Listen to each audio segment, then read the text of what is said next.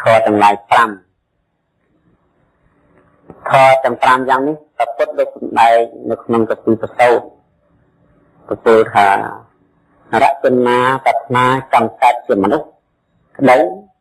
ប្រាថ្នាចង់កើតជាទេវតាជាណាក្តី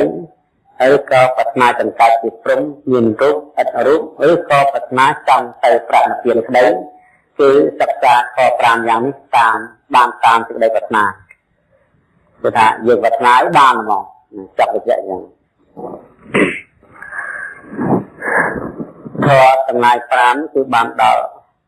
សទ្ធាមួយសិលមួយសីលៈសតៈចក្ខៈនិងបញ្ញាណាសទ្ធាមួយសីលៈមួយសតៈមួយចក្ខៈមួយបញ្ញាមួយសទ្ធាហ្នឹងគឺមានន័យថាជំនឿជឿនឹងគឺយ៉ាងម៉េចជឿមុតជឿចំមកអានោះបានប្រស្រ័យដោយចិត្តគឺថាជឿចំជឿឲ្យតំណំដូចយើងវាយកងហ្នឹងបងវាយកង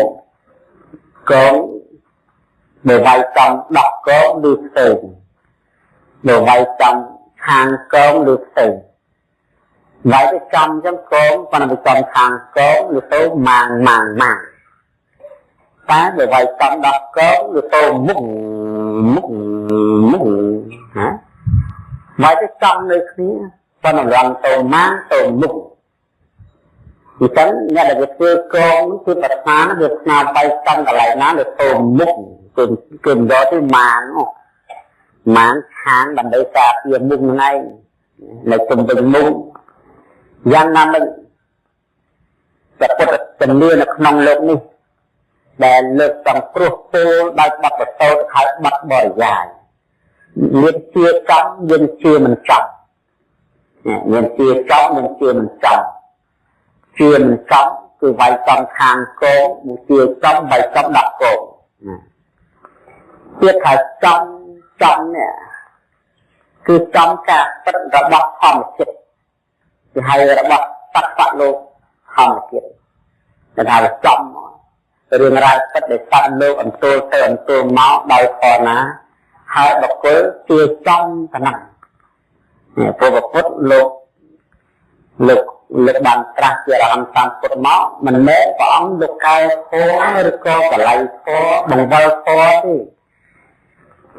ទេឬក៏ព្រះអង្គជាអ្នកបង្កើតធម៌ក៏ដែរគឺព្រះអង្គគ្រាន់តែជាអ្នកឃើញធម៌ណាឃើញធម៌ជាថាពោធិញ្ញាណត្រាស់ដឹងធម៌ឃើញការពិតមិនព្រះអង្គលោកប្រឌិតឬក៏ផលិតធម៌នោះទេគឺព្រះអង្គគ្រាន់តែជាអ្នកស្វែងរកធម៌ហើយព្រះអង្គឃើញធម៌ពុទ្ធប្រៀបបានទៅនឹងអ្នកទីនេះមិនមែនបរិសុទ្ធទីមាននឹងបង្កើតរ៉ែមាសទេឬក៏បង្កើតមាសដោយព្រះអង្គឯងទេ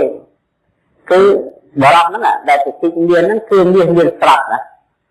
នៅក្នុងដីមានវិកលជារ៉ែមាសនៅក្នុងដងរ៉ែមាសអ្នកទីគ្រាន់តែស្វែងរកមានទៅជីទៅជួបមាសហើយទៅយកមាសហ្នឹងមកប្រើការយ៉ាងម៉េចឆ្នៃប៉ុន្តែឆ្នៃទៅជាខ្សែកទៅជាកបិលឬក៏ទៅជា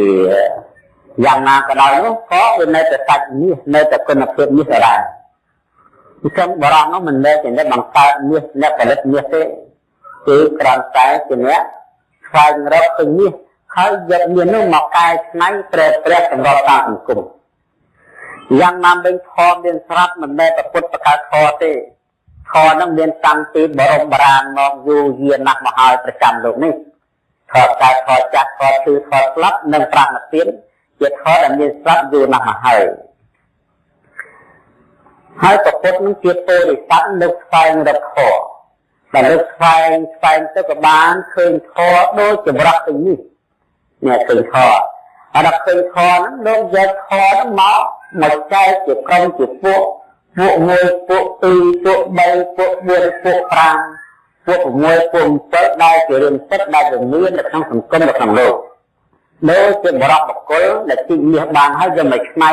ធ្វើខ្សែកធ្វើកបិលធ្វើកងដៃលាក់ជាដើមអញ្ចឹងបានន័យថាយើងជាចំកណ្ដឹងអានឹងចំហើយបាយកងចំដាក់កង ពុទ្ធជាម្ចាស់លោកបានស្វែងនៅស្វែងរកនៅពធលោកបានត្រាស់ថ្ងៃដែលព្រះអង្គបានត្រាស់ដឹងនៅអនុត្តរសម្មាសម្ពោធិញ្ញាណនៅថ្ងៃហ្នឹងតើព្រះអង្គឃើញអីដំបូងដែរវិជ្ជាទី1ហៅបពេនិវេសានុសតិវិជ្ជា